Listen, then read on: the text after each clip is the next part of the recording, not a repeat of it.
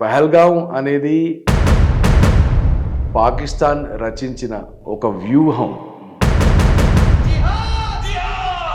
పాకిస్తాన్ ఎన్నడూ కూడా తను ఒక సుప్రీం దేశం, మేము భారతీయుల కంటే గొప్పవాళ్ళం, ఇస్లాం మతం హిందూయిజం కంటే గొప్పది, ఫండమెంటల్ ప్రిన్సిపల్స్ పైన ఆ దేశం ఇవాల్వ్ అవ్వడం మొదలుపెట్టింది. మెయిన్ టార్గెట్ అంతా కూడా కశ్మీరేనా సార్? అంటే డే 1 నుంచి కూడా పాకిస్తాన్ ప్రజలకి కాశ్మీర్ కావాలా, లేక ఆర్మీ వాళ్ళు తమ మొదతను చూపెట్టుకోవడానికి కాశ్మీర్ కావాలా? This is a leadership problem, this is not a Pakistan problem. భారతదేశంలో హిందువులు ఇస్లాంని తొక్కేస్తున్నారు, చంపేస్తున్నారు, పొడి చేస్తున్నారు, ఒక నరేటివ్ వాళ్ళు మొదలు పెడతారు. ఇస్లాంని పరిరక్షించడానికి పాకిస్తాన్ క్రియేట్ చేయడం జరిగింది అన్న ఒక పొజిషనింగ్ వాళ్ళు ఏదైతే ఉందో, once I attack I kill only, hit the enemy where it hurts. If I get that, it is good. If I don't get that also, I have to attack. మీరు 200 మంది ఉండే, అక్కడ 4 మనుషులు ఉండే, 4 మనుషుల దగ్గర 4 గన్నులు ఉండే, మీకు తెలుసు వాళ్ళు మిమ్మల్ని చంపుతారు. 10 మంది కలిసి ఒక్కడి మీద పడ్డా కానీ స్మాష్. ప్రైమ్ మినిస్టర్ పేరు ఎవరు, దాంతో మాకు సంబంధం లేదు. ఇవాళ మోదీ ఉన్నాడు, రేపు ఇంకెవరో వస్తారు, ఎల్లుండి ఇంకెవరో వస్తారు. సో కుర్చీ మారుతూనే ఉంటుంది. కుర్చీతో సంబంధం ఉంది, కుర్చీలో కూర్చున్న వాడితో సంబంధం లేదు. ఎవడన్నా ఆ మాట అన్నాడంటే వాడికి అసలు ఆర్మీ అంటే ఏంటో దాని గురించి అవగాహన ఈ ఇంతంత కూడా లేదని అర్థం. I don't care who is the prime minister, I don't care who is the president.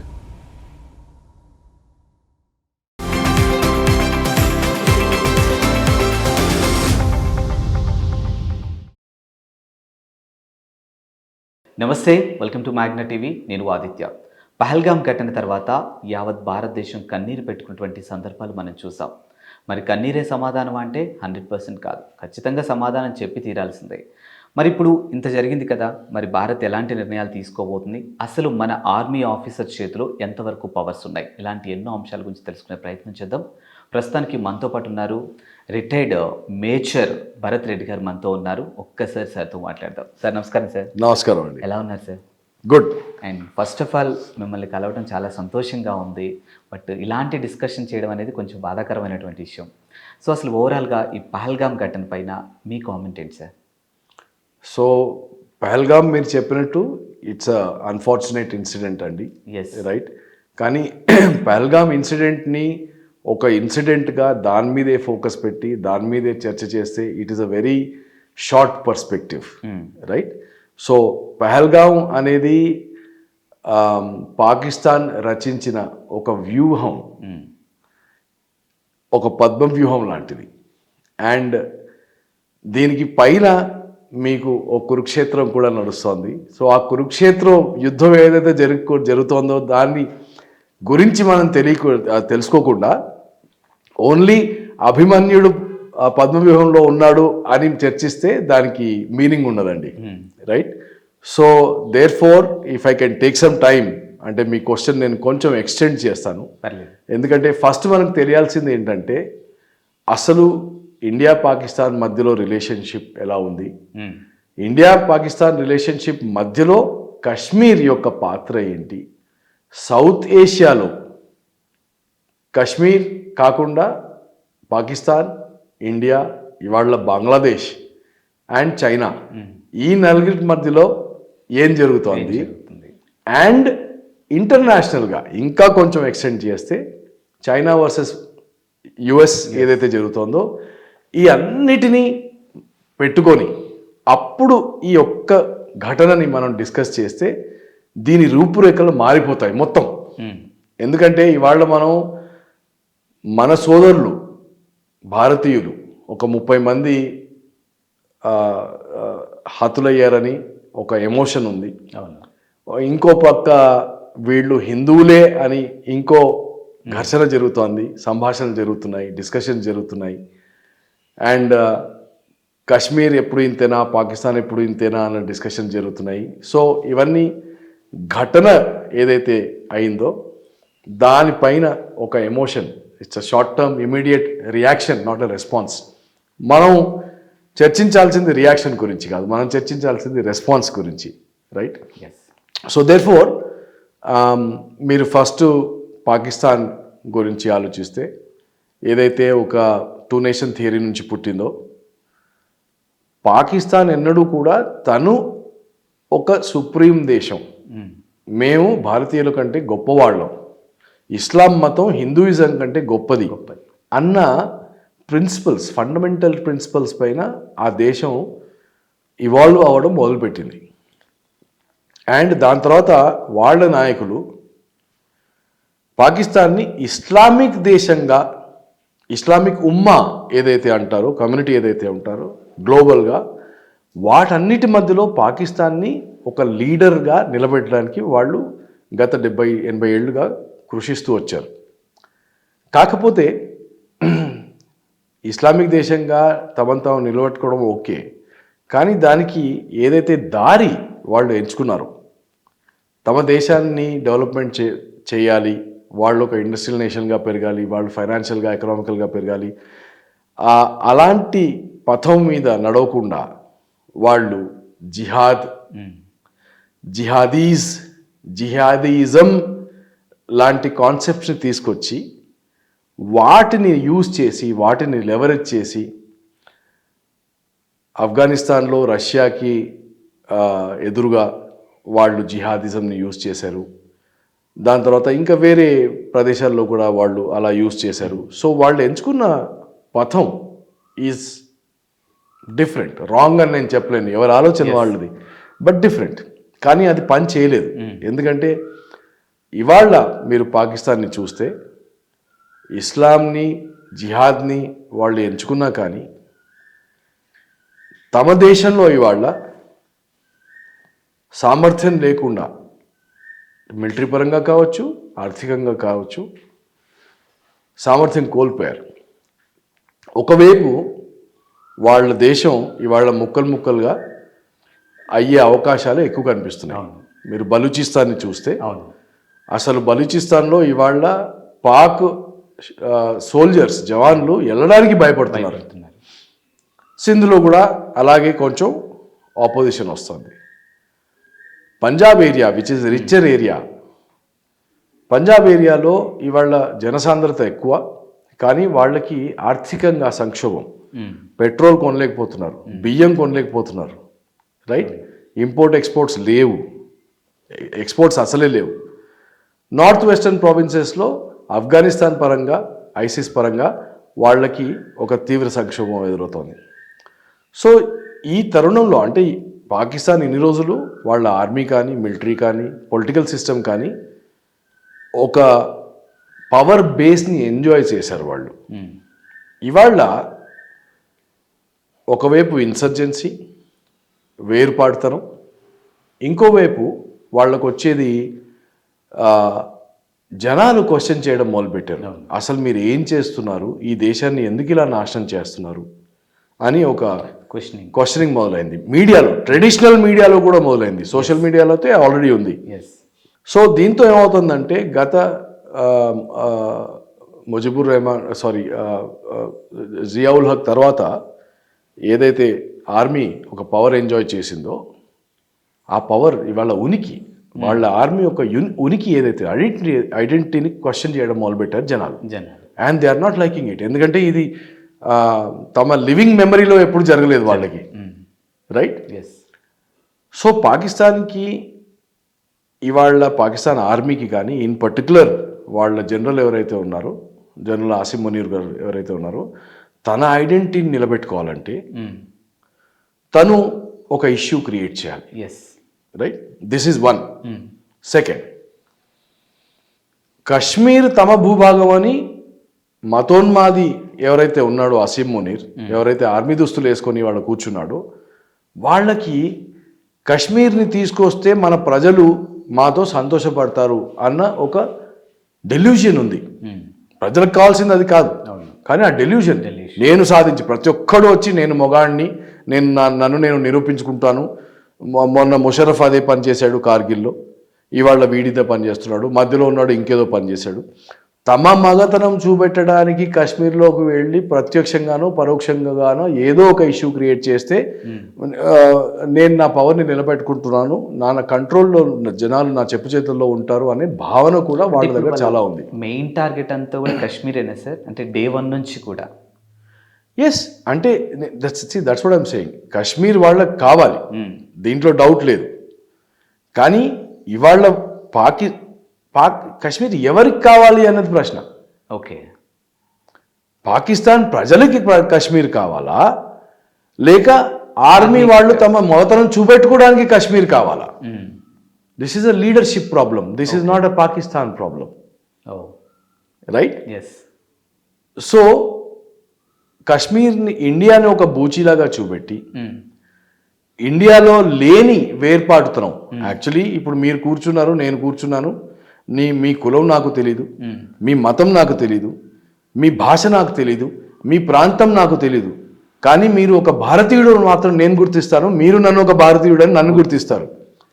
కానీ పాకిస్తాన్లో నరేటివ్ ఎలా ఉంటుందంటే భారతదేశంలో హిందువులు ఇస్లాంని తొక్కేస్తున్నారు, చంపేస్తున్నారు, పొడి చేస్తున్నారు అని ఒక నరేటివ్ వాళ్ళు మొదలు పెడతారు. ఎందుకంటే నేను మీకు చెప్పాను, ఇస్లాంని పరిరక్షించడానికి పాకిస్తాన్ క్రియేట్ చేయడం జరిగింది అన్న ఒక పొజిషనింగ్ వాళ్ళు ఏదైతే ఉందో దాంట్లో వాళ్ళు సక్సీడ్ కావాలంటే ఇతర దేశాలలో ఇస్లామేతర రిలీజన్స్ ఏవైతే ఉన్నాయో వాటన్నిటిని బూచిగా చూపించడం వాళ్ళకి అవసరం. Okay, right? కశ్మీర్లో కూడా అంతే. నౌ కశ్మీర్ని ఇండియా పాకిస్తాన్ని మీరు చూస్తే మిలిటరీ పరంగా పాకిస్తాన్ ఇండియాని ఏమీ చేయలేదు. ఓకే, అవకాశమే లేదు, అది వాళ్ళకి తెలుసు. అందుకోసమే ప్రత్యక్షంగా 2-3 సార్లు వాళ్ళు ప్రయత్నం చేశాక ఇప్పుడు పరోక్షంగా వాళ్ళు ఇన్సర్జెన్సీని ప్రమోట్ చేస్తున్నారు. ఇప్పుడు ఆర్మీ పరంగా వాళ్ళు చాలా వీక్గా ఉన్నారని వాళ్ళకి తెలుసు సార్. మరి ఎందుకు ఇప్పుడు పుల్వామా ఘటన కానీ, ఇప్పుడు పహల్గామ్ కానీ, లేకపోతే కార్గిల్కి సంబంధించి చూసుకుంటే ఈ కవ్వింపు చర్యలు ఏంటి అసలు వాళ్ళ అజెండా? కవ్వింపు చర్యలకు అజెండా ఏంటంటే ఇప్పుడు ఇన్సర్జెన్సీ, నేను 2 పదాలు వాడతాను మీకు, ఇన్సర్జెన్సీ, టెర్రరిజం. ఓకే, ఈ 2 వేరే. ఇన్సర్జెన్సీ అంటే ఏంటి? ఎప్పుడైతే ఒక ప్రాంతంలో ప్రజలందరూ కూడా ఉన్న సిస్టమ్కి అగెయిన్స్ట్గా ఒక రెవల్యూషన్గా తయారవుతారో, ఆయుధాలు పట్టుకున్నా పట్టుకోకపోయినా కానీ ఇన్ పర్టికులర్ పట్టుకుంటే అది ఆర్మ్డ్ ఇన్సర్జెన్సీ అవుతుంది. ఓకే ఓకే, కానీ this is a social change. Terrorism అంటే 2-3 2-3 చెడు పురుగులు ఏవైతే ఉంటాయో వాళ్ళే 4 గన్నులు పట్టుకొని బయటి నుంచి సపోర్ట్ తెచ్చుకొని 4-5 దుర్ఘటనలు, ఈ టెర్రరిస్ట్ ఘటనలు ఏవైతే జరుగుతాయో అలా చేస్తారు. సో మీకు లుంబిని పార్క్ చూసినా కానీ, గోకుల్ చూసినా కానీ, మీరు ముంబై అటాక్ చూసినా కానీ, మొన్నటి కాశ్మీర్ అటాక్ చూసినా కానీ, అంతకుముందు పుల్వామా చూసినా కానీ, ఇవన్నీ టెర్రరిస్ట్ అటాక్స్. టెర్రరిజంతో ఇప్పుడు బలూచిస్తాన్లో జరిగేది ఇన్సర్జెన్సీ. ఓకే, ప్రతి ఒక్క పాకిస్తాన్ పౌరుడు ఎవరైతే బలూచిస్తాన్లో వాళ్ళు ఉన్నారో వాళ్ళు వేర్పాటువాదంలో ఎవరైతే అక్కడ ఒక ఆర్మ్ స్ట్రగుల్ జరుగుతుందో దానికి వాళ్ళు దోహదపడుతున్నారు, రైట్? కశ్మీర్లో పాకిస్తాన్ మనతో ప్రత్యక్షంగా పోరాడి వాళ్ళు కశ్మీర్ తీసుకోలేదు కాబట్టి పరోక్షంగా ఒక ఇన్సర్జెన్సీ క్రియేట్ చేయడానికి ట్రై చేశారు. ఓకే, అది మన గవర్నమెంట్ ఇంటర్వెన్షన్తో చాలా కంట్రోల్ అయింది. ప్రత్యేకంగా గత 10 ఏళ్లలో మనం బ్రిడ్జిలు కట్టాము, రోడ్లు కట్టాము, టన్నల్స్ కట్టాము, ఇన్ఫ్రాస్ట్రక్చర్ ఇంప్రూవ్ చేసాము, అండ్ టెర్రరిజంని మనం కంట్రోల్ చేయడంలో సక్సీడ్ అయ్యాము. ఒక డెమోక్రటిక్గా ఒక ఎలక్షన్ చేసి ఒక గవర్నమెంట్ పెట్టగలిగాము. ఇవన్నిటితో ఏం జరిగింది? వాళ్ళకి లోకల్ సపోర్ట్ తగ్గిపోయింది. ఓకే, ఇప్పుడు ఇంతకుముందు ఎట్లుంటుందంటే 4 బయట నుంచి వస్తే ఆ 4 కశ్మీర్లోకి వచ్చి ఇంకో 20 మంది లోకల్ని రిక్రూట్ చేసి ట్రైన్ చేసి ఆ 20 మంది కలిసి టెర్రరిస్ట్ యాక్టివిటీస్ చేసేవారు. ఇప్పుడు అది తగ్గిపోయింది, లోకల్ రిక్రూట్మెంట్ తగ్గిపోయింది, రైట్? లోకల్ రిక్రూట్మెంట్ తగ్గిపోయింది, పొలిటికల్ సిస్టమ్ బాగా పనిచేస్తోంది, గవర్నెన్స్ బాగా జరుగుతోంది, పీస్ఫుల్గా ఉంది, రైట్? ఇవన్నీ జరిగినప్పుడు ఏమవుతుంది? పాకిస్తాన్కి కశ్మీర్లో కంట్రోల్ తప్పిపోతుంది. ఓకే, వీక్ అయిపోతుంది. ఎందుకు వీక్ అవుతోంది? ఇన్సర్జెన్సీకి కొన్ని కండిషన్స్ ఉంటాయి. ప్రజలకి ఆర్థిక స్టెబిలిటీ ఉండదు, పావర్టీ, జీవనోపాధి ఉండదు, జీవనాధారం ఉండదు, రైట్? ఇవన్నీ జరిగినప్పుడు ఏమవుతుందంటే యూత్ ఎవరైతే ఉంటారో సొసైటీలో వాళ్ళకి పని లేనప్పుడు ఆ ఎనర్జీ ఇన్సర్జెన్సీగా డైవర్ట్ అవుతుంది. Okay, right. అది లేనప్పుడు ఈ ఈ ఈ ఈ ఆర్థిక స్టెబిలిటీ ఉన్నప్పుడు, జీవనోపాధి ఉన్నప్పుడు మీరు వచ్చి చేతిలో గన్ను పెట్టినా కానీ వాడు అంటారు చావడానికి నాకు ఎందుకైనా, నేను డబ్బులు సంపాదించుకున్నాను కదా, నాకు పని ఉంది, నేను వెళ్తున్నాను, వెళ్ళిపోతాడు. అవును. సో గత 10 ఏళ్ళుగా జరిగింది ఏంటంటే కాశ్మీర్లో టూరిజం మొదలైంది. Last year I think there were 1.5 crore tourists yes. And 8,000 crore revenue in Kashmir. పాకిస్తాన్కి ఇది మంచి సిచ్యువేషన్ కాదు. ఓకే.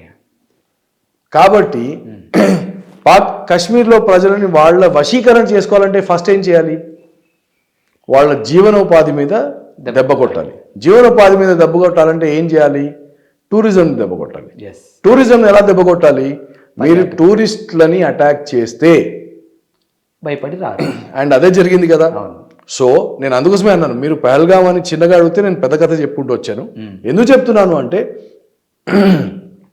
ఈ గేమ్కి స్కెచ్ గీసింది పాకిస్తాన్. ఓకే. ఫస్ట్ పావు కదిపింది పాకిస్తాన్ పహల్గామ్ అటాక్గా. రైట్.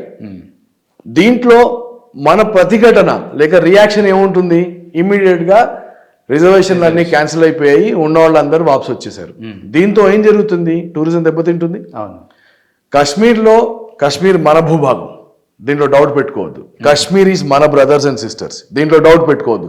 వాడు హిందూ కానివ్వండి, ముస్లిం కానివ్వండి, ఎవడన్నా కానివ్వండి, హీఈస్ ఇండియన్, భారతీయుడు. టూరిజం పెరిగినప్పుడు ఒక షికారా పెట్టాలంటే 2 కోట్లు కావాలి. ఒక హోటల్ పెట్టాలంటే 5 కోట్లు కావాలి. ఓ బండి కొనుక్కోవాలి, ఓ గుర్రం కొనుక్కోవాలి, షాపులు పెట్టుకోవాలి, సామాన్ తెచ్చుకోవాలి. రైట్. లోన్స్ తీసుకుంటారు మనుషులు. అవును. ఇప్పుడు ఈ రియాక్షన్ ఏదైతే మన భారతదేశంలో జరిగిందో, ఈ రియాక్షన్తో Pakistan first objective, okay, which is strike on the core revenue source of Kashmir, is successful. That's why I'm telling everybody, at this point you should not cancel your reservation. మీరు రామ్ మందిర్ కోసం ట్రైన్లు వేసుకొని వెళ్ళారు కదా, అక్షర్ధామ్ కోసం పడి వెళ్ళారు కదా. అలా ఇప్పుడు మనం కాశ్మీర్కి వెళ్ళి చూపిస్తే నువ్వు వీఆర్ 1.4 బిలియన్ పీపుల్, 140 కోట్లు ఉన్నాం. నువ్వు 30 మందిని చంపితే మేము 10,000 మంది వచ్చి నిలుచుంటాంరా అని ఎప్పుడైతే మీరు దేశంగా ఒక మెసేజ్ ఇవ్వగలుగుతారో ఆ రోజు పాకిస్తాన్ ఫస్ట్ ఆబ్జెక్టివ్ ఫెయిల్ అవుతుంది, కాశ్మీరీ కూడా సంతోషపడతాడు. సో యాజ్ ఎ ఇండియన్స్గా మాకు భయం లేదని ప్రూవ్ చేయాలి. అబ్సల్యూట్లీ. మనం అందరం ఎట్లా మాట్లాడుతున్నాం ఇవాళ? ఆర్మీ ఏం చేస్తుంది, సిఆర్పిఎఫ్ ఏం చేస్తుంది, బిఎస్ఎఫ్ ఏం చేస్తుంది, గవర్నమెంట్ ఏం చేస్తుంది అని అడుగుతున్నాం తప్ప మనం ఏం చేయాలి అని అడగట్లేదు. మనం ఏం చేయాలి మన దేశం కొరకు? ఓ టికెట్ కొనుక్కొని కాశ్మీర్కి వెళ్ళు, ఠీకే, government can give security now, no problem. Government also will be happy to support you and give you security. కానీ మనం ప్రూవ్ చేయాలి ఇవాళ. సరే, మీరన్నట్టు సెక్యూరిటీ ఉంది, ఒకవేళ జరగాలని కాదు, ఒకవేళ ఏదన్నా జరిగిందనుకో దేశం కోసం పోయామనుకుందాం. ఇప్పుడు ఆల్రెడీ నేను మాట్లాడుతున్న వాళ్ళందరూ అరే కావాలంటే నేను కూడా పాకిస్తాన్ వచ్చి యుద్ధం చేస్తాను అంటున్నారు కదా. మీరు పాకిస్తాన్ వచ్చి యుద్ధం చేయనవసరం లేదు. ఇండియాలో ఉండి, ఇండియా అంతర్భాగంలో కాశ్మీర్కి వెళ్ళి ఓ హోటల్లో 2 రోజులు ఉండి రండి హ్యాపీగా, అది చాలు. పాకిస్తాన్ యొక్క వ్యూహం ఏదైతే ఉందో, పద్మ వ్యూహాన్ని ఛేదించరాదు అంటారు. మీరు క్లాసికల్గా ఆలోచిస్తే మనం ఆ ఊబిలో ఇరుక్కుంటాం. కానీ అవుట్ ఆఫ్ ద వే మీరు ఆలోచిస్తే, అవుట్ ఆఫ్ ద బాక్స్ ఆలోచిస్తే, రైట్, జస్ట్ మనం కాశ్మీర్కి వెళ్ళి వాళ్ళ రెవెన్యూ పాయింట్ని తగ్గించకుండా వాళ్ళని ఆదుకుంటే వాడు నిజంగా కూడా అనుకుంటాడు నన్ను కొల్లగొట్టింది వాడు, నన్ను నిలబెట్టింది వీడు అని.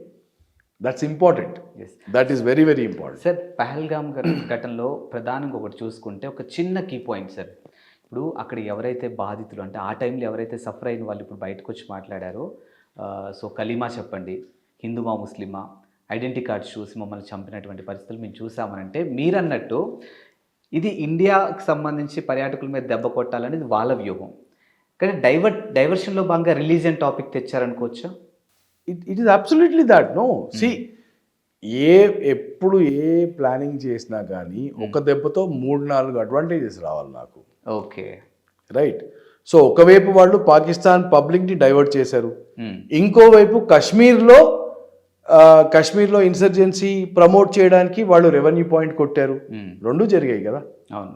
అండ్ ఇక్కడ మనం కొట్టుకోవడానికి హిందూ ముస్లిం అని ఒక రిలీజియన్ టాపిక్ తెచ్చారు. మన దేశాన్ని కూడా విభేదాలు తెస్తున్నారు విచ్ఛిన్నకర శక్తులు. ఇప్పుడు ఓహో అని పైకి వస్తున్నాయి. రైట్. ఒకడు బీజేపీ గవర్నమెంట్ తిట్టుకుంటున్నాడు, ఒకడు లోకల్గా తిట్టుకుంటున్నాడు, ఇంకేదో చేస్తున్నాడు. రైట్. సో ఇప్పుడు మీరు చూస్తే పాకిస్తాన్ వ్యూహరచనలో ఓకే ఏదైతే కావాలో 2-3 ఆబ్జెక్టివ్స్, గోల్స్ అయితే ఉన్నాయో, నియర్ టర్మ్, షార్ట్ టర్మ్, అవన్నీ కూడా జరుగుతున్నట్టే అర్థం కదా ఇప్పుడు.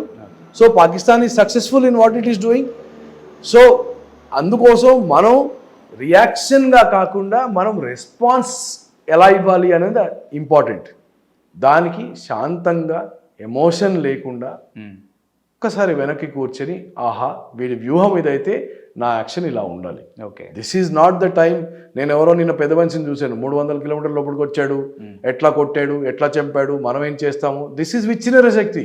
పాకిస్తాన్కి గెలవడానికి పాకిస్తాన్ ఆర్మీ అవసరం లేదు, మన దగ్గరే చాలామంది ప్రజలు ఉన్నారు.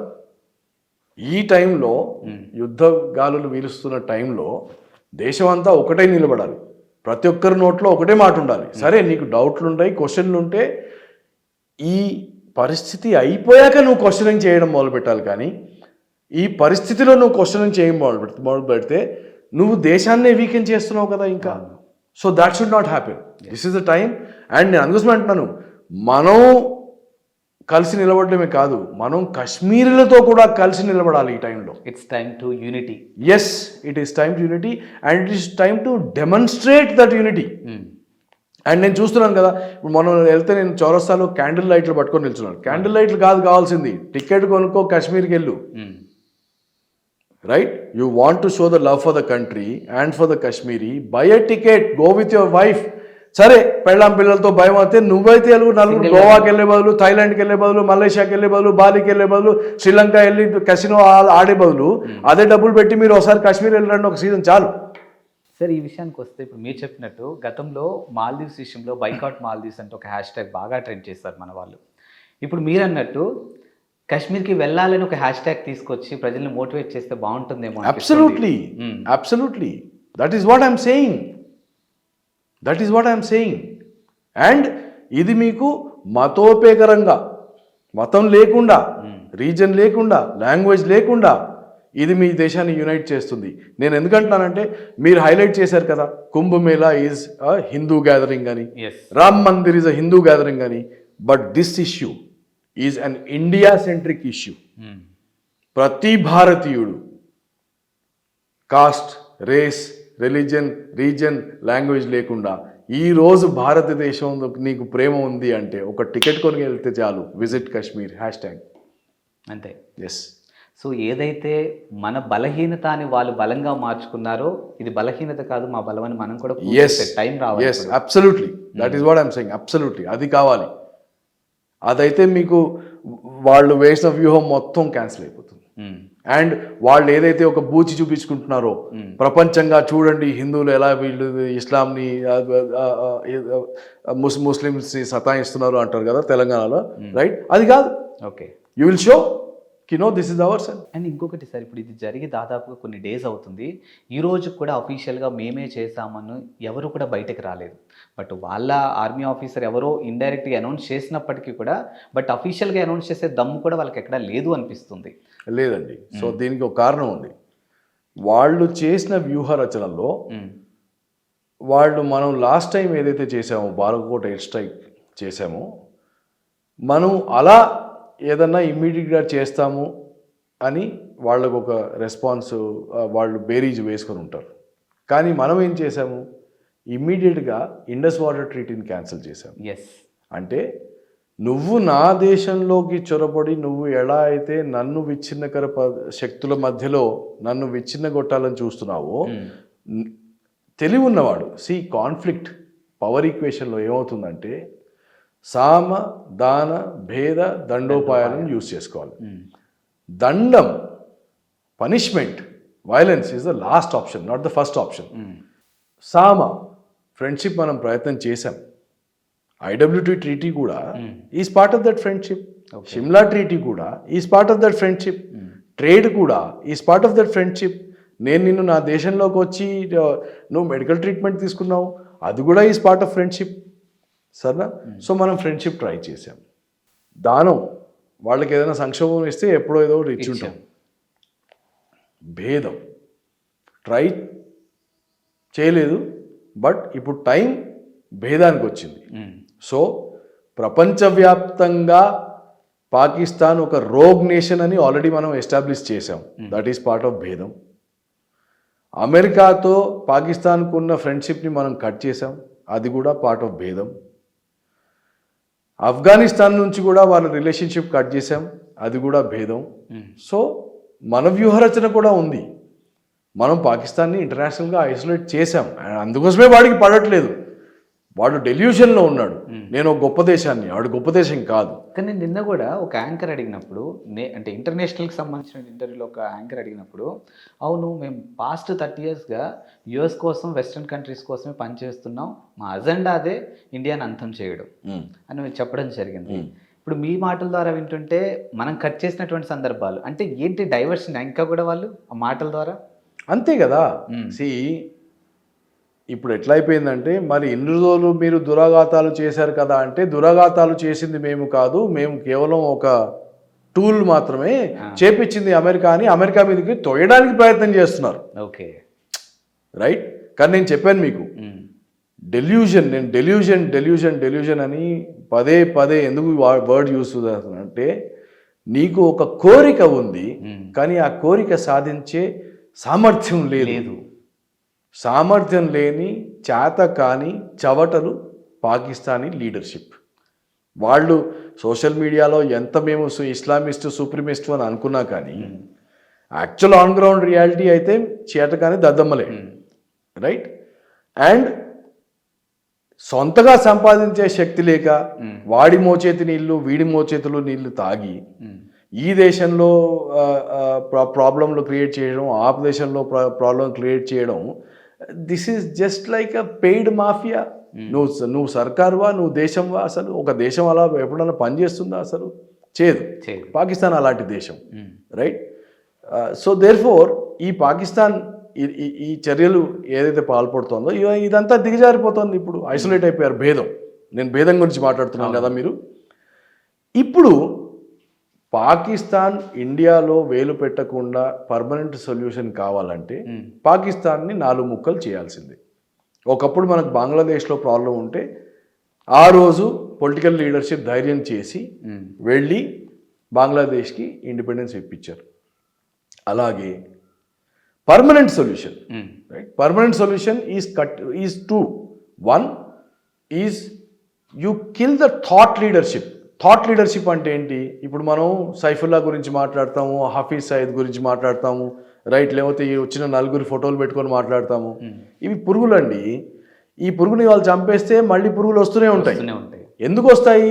పాకిస్తాన్ ప్రోత్సాహం ఉంది కాబట్టి, డబ్బులు వాళ్ళు ఇస్తున్నారు కాబట్టి, జాగా ఇచ్చారు కాబట్టి, ట్రైనింగ్ ఇచ్చారు కాబట్టి, వెపన్స్ ఇచ్చారు కాబట్టి ఈ పురుగులు పుట్టుకునే వస్తాయి. పురుగులు రాకుండా చేయాలంటే రూట్స్ కట్ చేయాలంటే మీరు పాకిస్తానీ లీడర్షిప్ ఏదైతే ఉందో, ఐసిస్ ఉంది, పాకిస్తాన్ డీప్ స్టేట్ ఉంది, పాకిస్తాన్ ఆర్మీ చీఫ్ ఎవడైతే ఉన్నాడో వీళ్ళని చంపాలి. రిమూవ్ ద తలకాయలను తీయాలి. ఈ తోకల్ని ఎన్ని కట్ చేస్తుంటే అన్ని తోకలు పెరుగుతూనే ఉంటాయి, బలితోక పెరిగినట్టు పెరుగుతూనే ఉంటుంది. రైట్. సో అది చేయాల్సింది. Number 1, remove the leadership. Thought ప్రాసెస్సే ఫినిష్ చేయాలి. రెండోది, ఇంకో లీడర్ అలా తయారు కాకుండా చూడాలంటే ఆ దేశాన్ని 4 ముక్కలుగా నరకాలి. ఒకవైపు బాలూచిస్తాన్, ఒకవైపు సింధు, ఒకవైపు పంజాబ్, ఒకవైపు నార్త్ వెస్ట్ ప్రావిన్సెస్. మనం మిలిటరీగా చేయని అవసరం లేదు. మీరు చూశారు, రష్యా లాంటి అగ్రరాజ్యం కూడా, రైట్, మిలిటరీ పవర్ కూడా యుక్రెయిన్తో ఫిజికల్గా దాడికి వెళ్ళి 4 సంవత్సరాలుగా ఇప్పటికి కూడా ఏం పీకలేకపోయారు. రైట్. సో మనం ఏదో సరే, మన ఆర్మీ పెద్దది, మన ఆర్మీ చాలా గట్టిది, ఇవన్నీ ఉన్నాయి. యుద్ధం చేయడం ఒక ఎత్తు, యుద్ధం చేసి ఎనిమిని ఓకడం, ఎనిమితో గెలవడం ఒక ఎత్తు, గెలిచాక బూట్స్ ఆన్ గ్రౌండ్ పెట్టుకొని ఆ ఏరియాని కంట్రోల్ చేయడం అస్సలు ఎత్తు, right? And Pakistan is a very large country. So మీరు వెళ్ళి మిలిటరీగా వెళ్తే కూడా కట్ చేయగలుగుతాం, ఓకే. కానీ కట్ చేసి అక్కడ కూర్చొని మనం ఏలలేం, ఏలొద్దు కూడా, అది మన భూభాగం కాదు, రైట్? అయితే ఇదే కత్తెర మీరు వాళ్ళ ప్రజల ద్వారా తీసుకొస్తే, ఓకే, బలూచిస్తాన్ ఇన్సర్జెన్సీని గట్టిగా చేసి, రైట్, వాళ్ళు ఇండిపెండెన్స్ డిక్లేర్ చేస్తే మనం వాళ్ళకి సమర్థన ఇవ్వడం, సింధులో అదే చేయండి. పంజాబ్ ఇండస్ వాటర్ ట్రీటీ మీరు క్యాన్సిల్ చేస్తామని ఒక బెదిరింపిచ్చారు, అంతే, రైట్? ఎప్పుడు గుర్తుంచుకోవాల్సింది పవర్ ఈక్వేషన్లో ఏంటంటే యాక్షన్ కంటే బెదిరింపు ఎక్కువ పనిచేస్తుంది. అంతే కదా. పాము అనేది 1,00,000 మందిలో 2 మంది ఇద్దరిని కరోదు కావచ్చు, కానీ పాము బాబోయ్ అని మాత్రం 1,00,000 మంది పరిగెత్తారు. Exactly, right?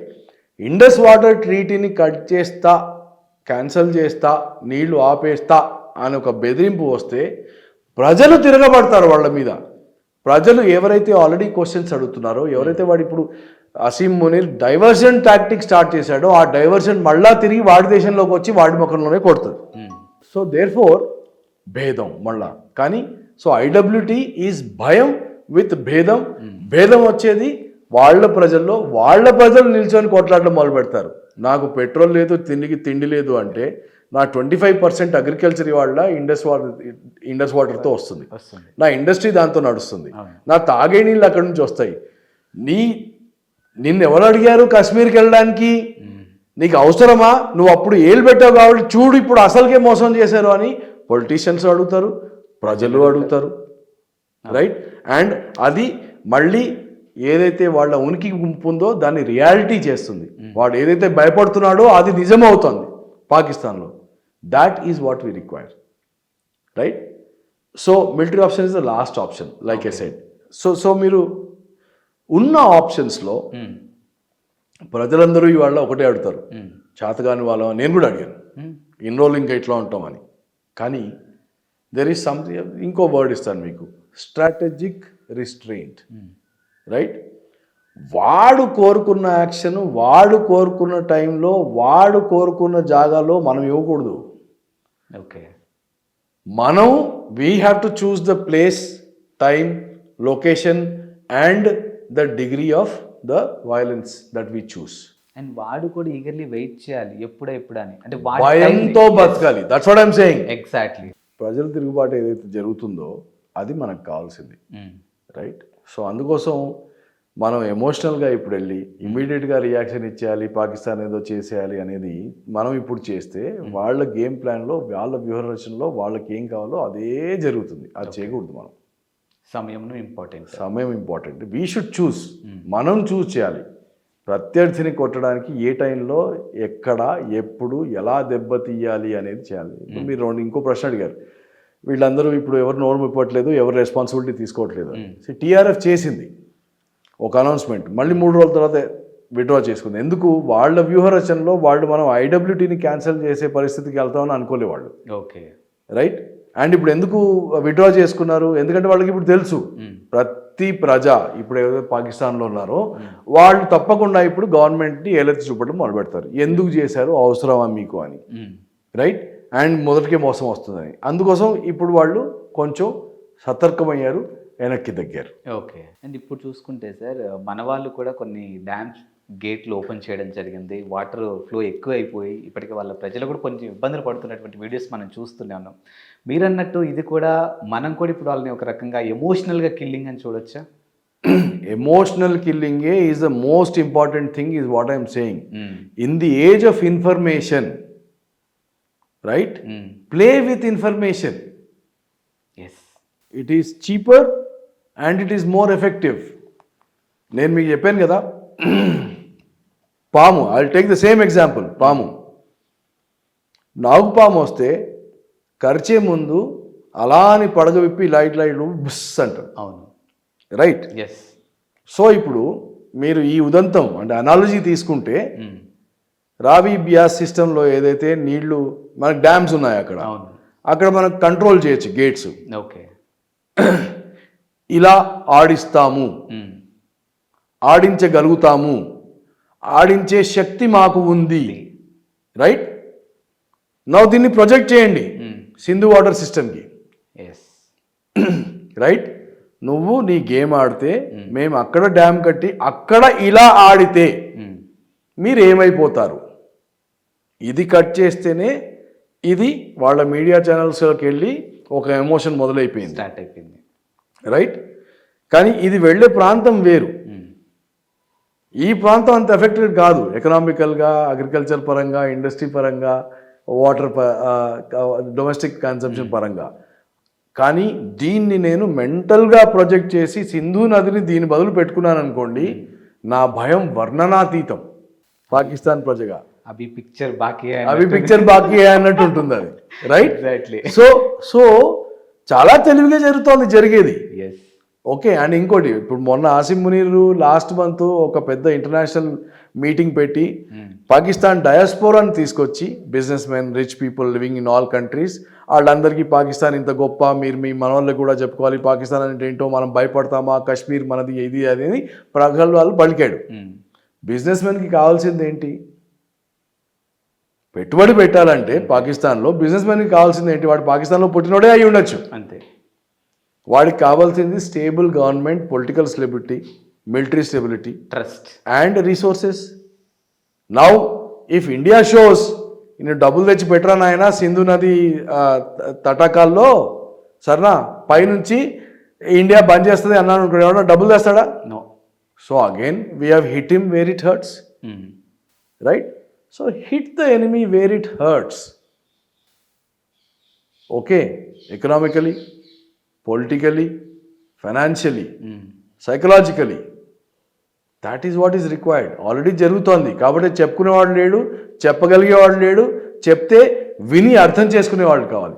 ఇవాళ నాలాంటి వాళ్ళు వచ్చి మా మెసేజ్ ఒక్కటే, శత్రు నాశనానికి ఏదైతే ప్రిన్సిపల్స్ ఉంటాయో ఆ ప్రిన్సిపల్స్ని అవలంబించే శత్రువుని నాశనం చేయాలి. నాశనం చేయాలా లేదా అన్న దాంట్లో డౌట్ లేదు, శత్రువు ఎవరు అనే దాంట్లో డౌట్ లేదు. That is what is most important. So ఆవేశంలో కొట్టడం కంటే కూడా ఆలోచించి కొట్టడం better. Any day that is better. And ఇప్పుడు జనరల్గా చూసుకుంటే మనకంటే ఇండియన్ ఆర్మీ అంటే అదొక రెస్పెక్ట్ సార్. ఇండియన్ ఆర్మీ మీలాంటి వాళ్ళు కనిపిస్తే కూడా ఫస్ట్ మా చేతులు ఇలా వెళ్ళిపోతాయి. పాకిస్తాన్ విషయానికి వస్తే అసలు ఆర్మీ ప్రభుత్వాన్ని రూల్ చేస్తుందా, ప్రభుత్వం ఆర్మీని రూల్ చేస్తుందా కూడా అర్థం కాని. దాంట్లో డౌట్ లేదండి, అసలు మీరు డౌట్ పెట్టుకోకండి దాంట్లో. పాకిస్తాన్లో ఇప్పుడు నార్మల్గా మీరు చెప్పినట్టు ఒక దేశానికి ఒక ఆర్మీ ఉంటుంది. ఆ దేశం పొలిటికల్ సిస్టమ్ ఏది డిమాండ్ చేస్తే ఆ ఆర్మీ అది చేసి పెట్టడం ఆర్మీ ధర్మం. ఆర్మీ ఎన్నడూ కూడా ఇది కరెక్టా, ఇది రాంగా, ఇది రైటా అని ఆలోచించదు. దేశం కోసం దేశం యొక్క పాలకవర్గం ఏదైతే ఉంటుందో, పాలకవర్గం ఏ డెసిషన్ తీసుకుంటే ఆ డెసిషన్ని తూచా తప్పకుండా దాన్ని ఎగ్జిక్యూట్ చేయడం ఒక ఆర్మీ ధర్మం. And democracy has its own colour that we don't get into the political hue of the democracy in a country. ఎందుకంటే అది చూస్తే మా మనోబలం పోతుంది నిజంగా చెప్పాలంటే. So we don't get in to it.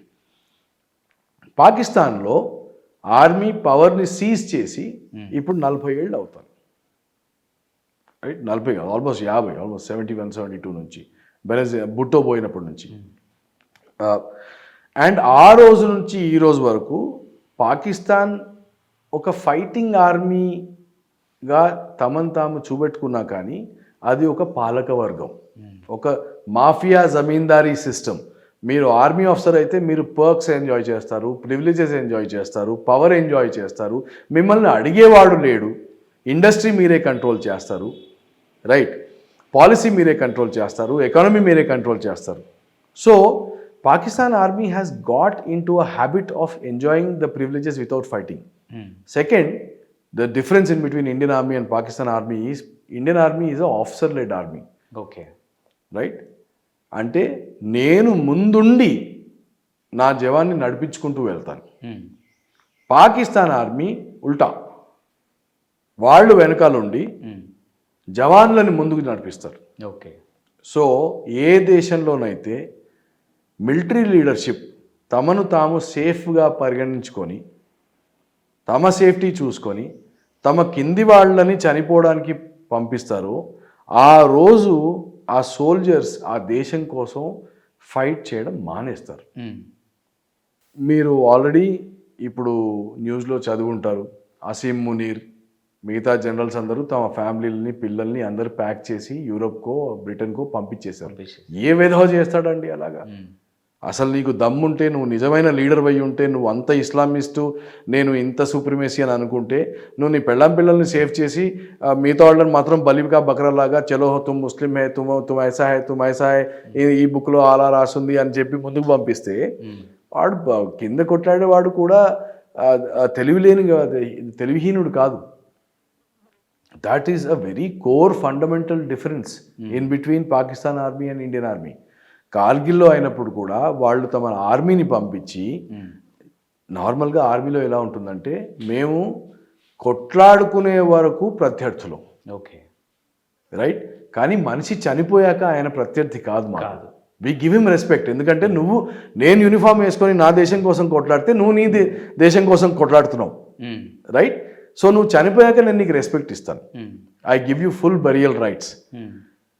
కార్గిల్లో Pakistan regular army forces చనిపోతే ప్రపంచానికి భయపడి ఆ డినయల్ ఏదైతే ఉందో మేం కాదు చేసింది ముస్కరులు చేశారు అన్న పొజిషనింగ్ పట్టుకోవడానికి వాళ్ళ బాడీస్ కూడా తీసుకెళ్ళలేదు, రైట్. సో ఏ దేశంలోనైతే నువ్వు దేశానికి చనిపోయిన జవాన్ని నువ్వు ఫుల్ రెస్పెక్ట్తో నీ జాతీయ పతాకంతో కప్పి నువ్వు దేశానికి తీసుకురావో, మిగతా వాడు చూస్తాడు వాట్ ఐ డైయింగ్ ఫార్ అని చూస్తాడు. నేను దేనికోసం కొట్లాడుతున్నాను, దేనికోసం చేస్తున్నాను అని ఆలోచిస్తాడు. రేపు నా పరిస్థితి కూడా అంతే. ఎస్. సో ఇది పాకిస్తాన్ దుర్గతి, రైట్. సో అందుకోసమే యాక్చువల్లీ వార్ అయితే మాత్రం పాకిస్తాన్ క్యాపిచులేట్ అవ్వడం ఓకే చాలా తొందరగా అవుతుంది. ఎందుకంటే they don't want to fight, they are interested in their country. Public లేదు కొట్లాడాలని, మనకు అలా కాదు కదా, అవును, రైట్. మన మనోధైర్యం వేరే, we are fighting to defend our country. Sir ఇప్పుడు మీరు ఒక మేజర్గా వర్క్ చేశారు, ఈ యుద్ధాల సమయంలో మీకు ఎంతవరకు బౌండరీస్ ఉంటాయి సార్? అంటే డెసిషన్ తీసుకునే boundaries. Decision is everything. We just see, okay, I'll tell you, if you are from Jubilee Hills, నాకు I'll just get a task saying that I have to take over Jubilee Hills. Okay. Once that is given, I will just say ki take over, I require so many people, so much time, so much ammunition, air cover, RT cover, whatever. If I get that, it is good. If I don't get that also, I have to attack. Once I attack, I kill only. Jubilee హిల్స్ని నా వశంలోకి చేసుకోవడానికి అక్కడ ఎంతమంది అయితే enemies కూర్చున్నారో వాళ్ళందరినీ చంపితేనే నేను జూబ్లీ హిల్స్ని జయించినట్టు. ఓకే. సో ఇందులో ఇంకా మళ్ళీ freedom, what freedom are we talking about now? That's it.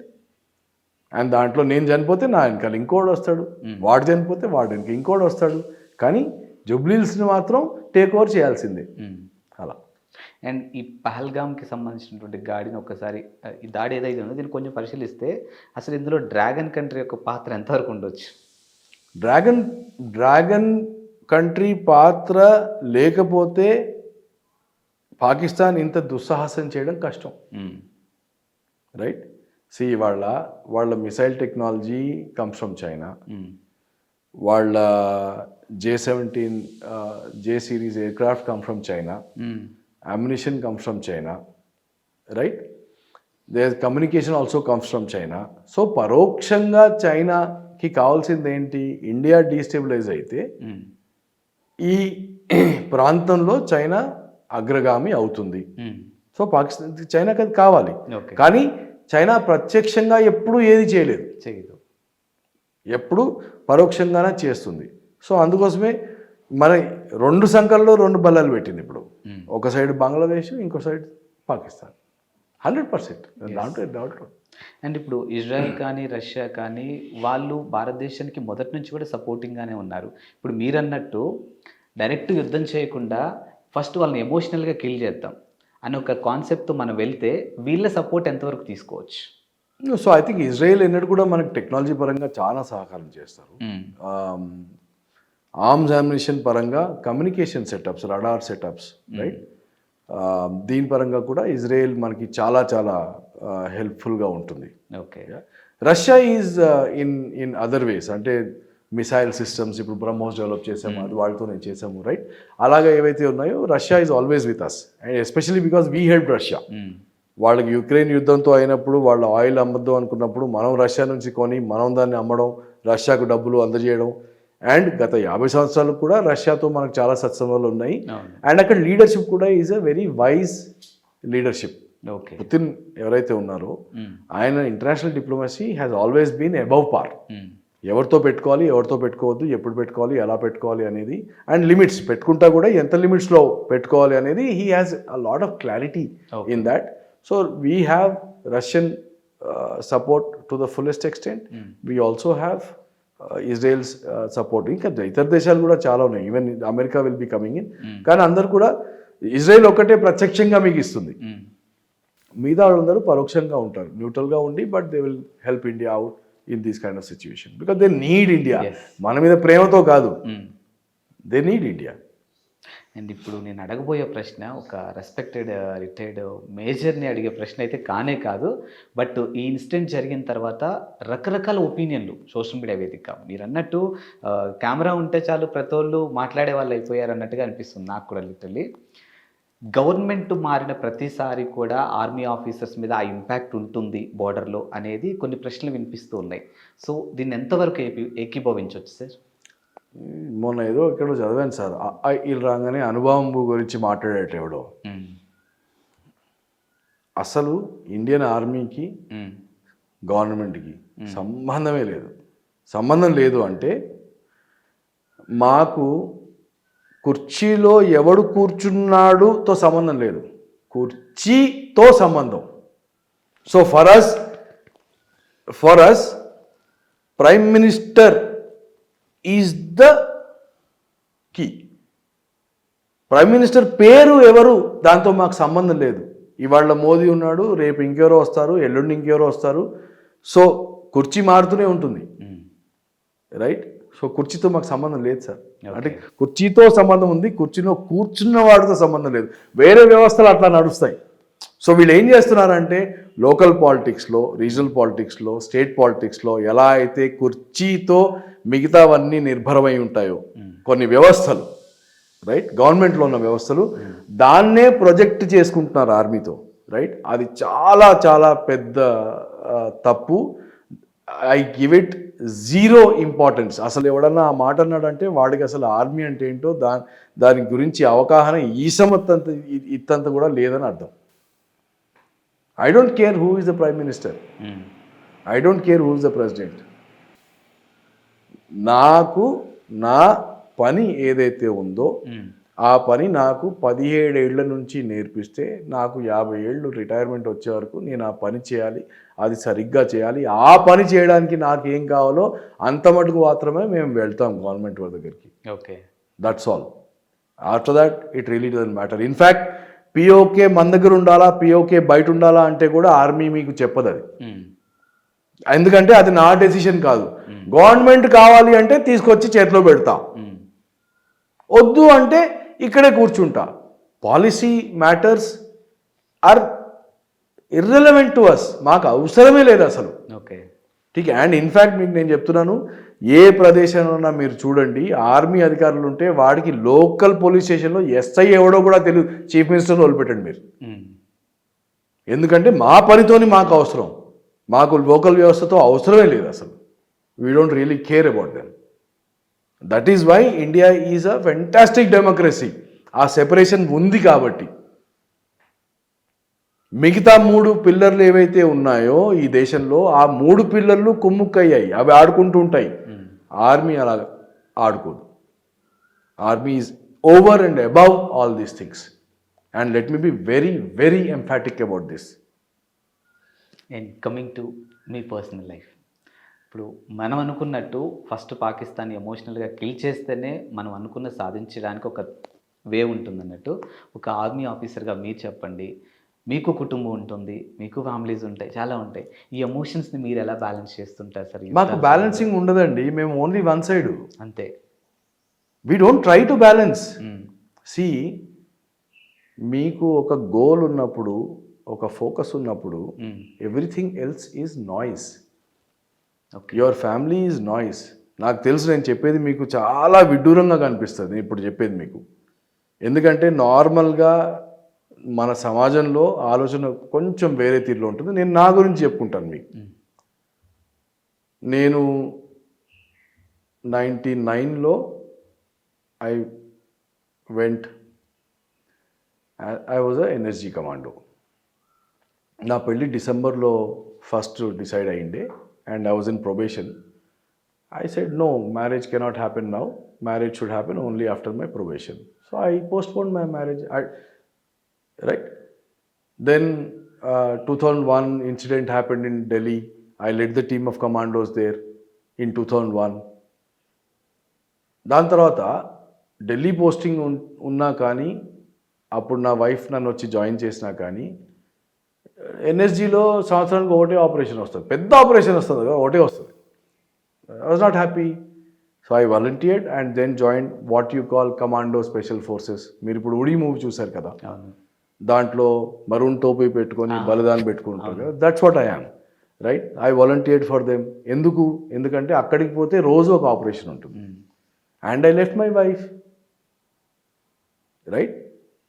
నేను సంవత్సరం కూడా కాలేదు అప్పటివరకు మ్యారేజ్. నేను ఆవిడని వదిలిపెట్టేసి వాలంటీర్గా నేను కాశ్మీర్ వెళ్ళాను. అప్పుడే మళ్ళీ ఆపరాక్రం కూడా జరిగింది. రైట్? అండ్ సో మీరు మీన్స్ ఐ ప్రాబ్లీ నేను చనిపోవడానికి ఒక 10 సార్లన్నా ఒక మిస్ అయి ఉంటుంది ఛాన్స్.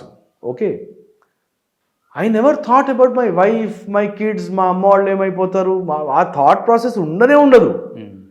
మీరు అక్కడ ఉన్నారు, అక్కడ మీరు ఉండడానికి ఒక రీజన్ ఉంది, అండ్ దీన్ని నేను ప్రాణాలు అర్పించైనా కానీ నేను అచీవ్ చేస్తాను, అంతే. That is your mind set. ప్రతి ఆర్మీ వాడి మైండ్ సెట్ కూడా అంతే. సో ఇక్కడ so this question of balance doesn't come in.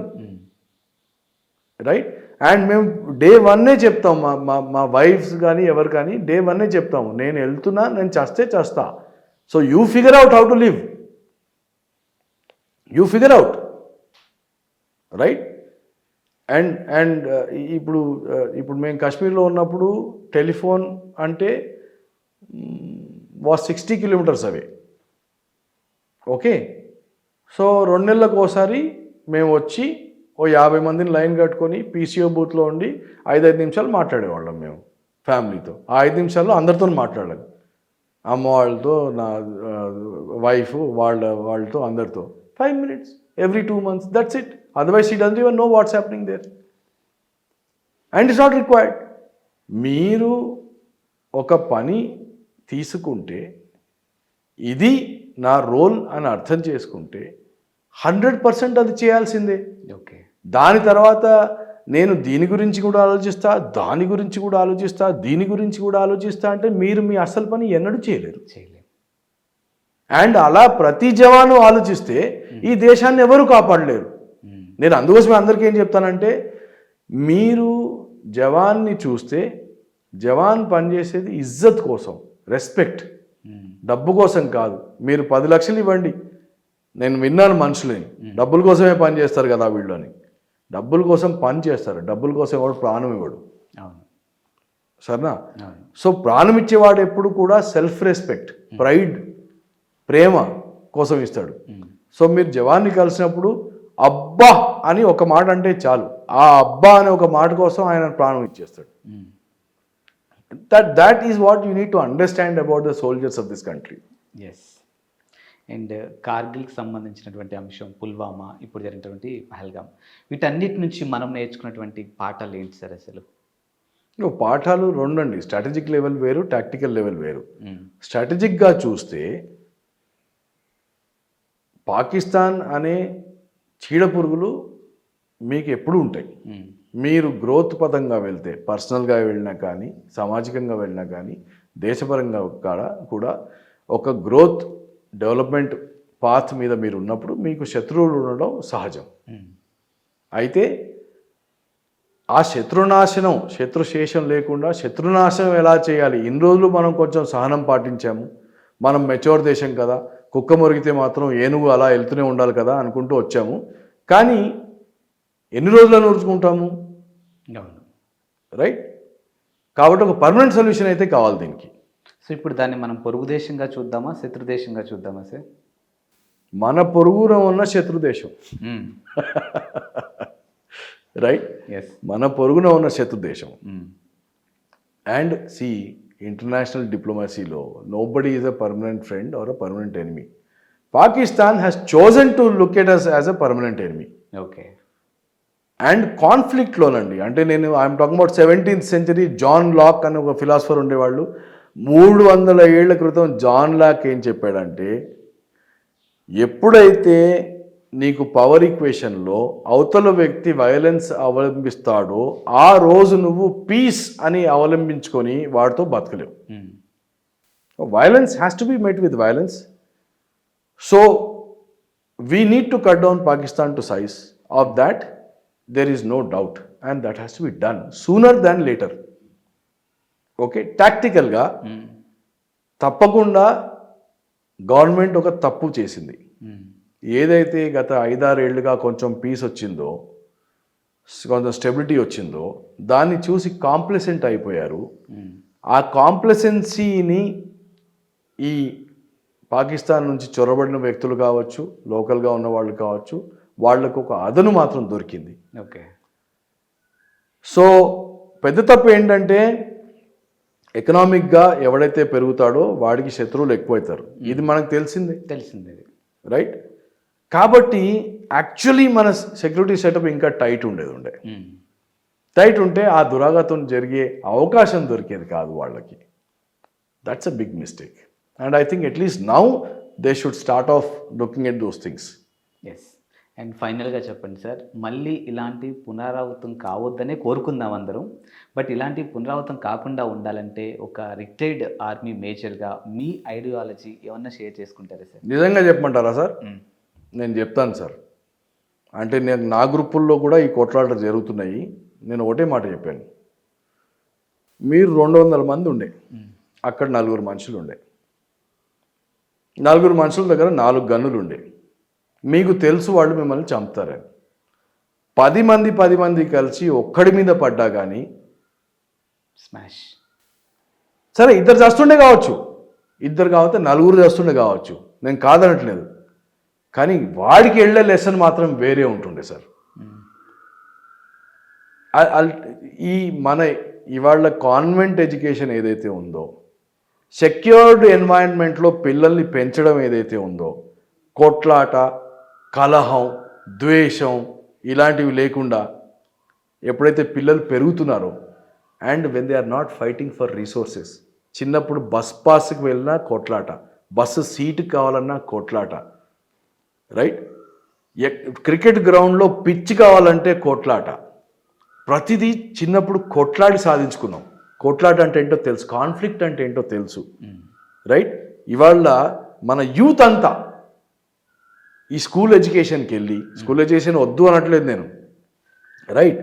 కానీ ది సెక్యూర్డ్ స్కూల్ ఎడ్యుకేషన్, భయంతో మన పిల్లల్ని పెంచి వీడికి దెబ్బ తాకుతుందా, వీడి మోచేత రాకపోతుందా, వీడి కింద పడతాడా అనుకుంటూ ప్రతి పాయింట్లో మనం వాళ్ళని ప్రొటెక్ట్ చేసి పెంచే వరకు వీళ్ళు సాఫ్ట్ పౌరులు అవుతున్నారు. సాఫ్ట్ పౌరుణ్ణి నువ్వు ఒకటేసారి ఒక ప్రాబ్లం మీద పడరా అంటే పడలేడు, పానిక్ అయిపోతాడు. ఎస్. సో దౌర్భాగ్య పరిస్థితి ఏంటంటే, మనం 200-300 మంది ఉండి కూడా కేవలం 4 మనుషులు గన్నులు పట్టుకొస్తే వాళ్ళకి లొంగిపోయి చచ్చిపోయామే. అది సార్ దౌర్భాగ్యం, మన దేశానికి పట్టిన దౌర్భాగ్యం. ఇంత హిందుత్వం అనుకుంటాము, ఇంత ఇది అనుకుంటాము, ఇంత మహాభారతాన్ని, కృష్ణుణ్ణి, రాముణ్ణి తలుచుకుంటాము, దసరాలో అలా ఇట్లా పెట్టి కొడతాము. నీ దగ్గరికి 4 మనుషులు వస్తే కొట్టలేకపోయావు నువ్వు. భయంతో బతికేం లాభం sir? That is what I want to tell this country, that don't look over your shoulder. ఎవడో వచ్చి నన్ను ప్రొటెక్ట్ చేస్తాడు అని చూడకండి. ఫస్ట్ నువ్వైతే నిన్ను ప్రొటెక్ట్ చేసుకో. నీ జీవితంలో మొత్తం వచ్చే వరకు ఎవడు ప్రొటెక్ట్ చేస్తాడు మిమ్మల్ని? క్వశ్చన్స్ అడగచ్చు, right? So that is what I'm saying. I am saying every citizen should be a soldier in his heart. Every citizen should have a fighting capability. ఇప్పుడు బాంబు పేలుడు అయితే నేను ఈ మాట మాట్లాడేవాడిని కాదు, రైట్? కానీ కేవలం 4 మనుషులు 4 గన్నులు పట్టుకొస్తే ఏముంటుంది సార్? 100 బుల్లెట్లు ఉంటాయి ఆడ దగ్గర. డ్ర అని కొడితే సగం అయిపోతాయి ఆడ దగ్గర. అండ్ ప్రతి బుల్లెట్ తాకితే చావమే, క్రిటికల్ పార్ట్స్లో తాకితే, తలకాయనో హార్ట్కో ఎక్కడికో తాకితే, లంగ్స్లో కొట్టినా బతుకుతావు, కడుపులో కొట్టినా బతుకుతావు. Okay, right? చిన్నవి these we should learn and we should think. ఆ ఆలోచన కావాలి సార్ మన దేశంలో, యూత్లో ఆ ఆలోచన కావాలి. నాకు తెలుసు, నేను చెప్తుంది చాలా కష్టం.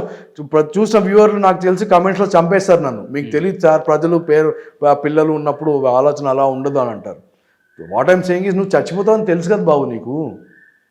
అంటే ఇప్పుడు పేరెంట్స్ సైకాలజీ ఎలా ఉంటుందంటే ఆ ప్రేమలు ఆప్యాయతలకి ఎక్కువ అటాచ్మెంట్ ఉంటుంది. కాబట్టి మీరు అన్నట్టు పిల్లలకి ఆ సెల్ఫ్ ప్రొటెక్షన్ నేర్పించలేకపోతున్నారు సార్. మీరు అన్నట్టు ఒక ప్రపంచం వాళ్ళే క్రియేట్ చేసి ఆ ప్రపంచంలో బతికేమంటున్నారు. Correct.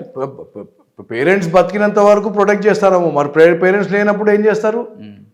You have to teach the child to fend on his own, right? And మన ప్రజలు కూడా ఆ కొంచెం ధైర్యాన్ని తెచ్చుకోవాలి సార్. భారతీయుణ్ణి, గొప్పవాణ్ణి, 3000 4000 సివిలైజేషన్ అని చెప్పుకుంటే చాలదు. నువ్వేంటో నువ్వు యాక్షన్లో తెలియాలి కదా, మాటల్లో కాదు. అండ్ ఈ వేదికగా మిమ్మల్ని ఇలా కలవడం చాలా సంతోషం. బట్ ఇలాంటి డిస్కషన్ అనేది మళ్ళీ రాకూడదు. ఇఫ్ ఇన్ కేస్ నెక్స్ట్ మనం చేయబోయేది సక్సెస్ అవుతుంది, డెఫినెట్గా మళ్ళీ మీతో ఇంటర్వ్యూలో కూర్చోాలని అనుకుంటున్నాను. Thank you sir, thank you so much. Thank you so much అండి. నమస్కారం.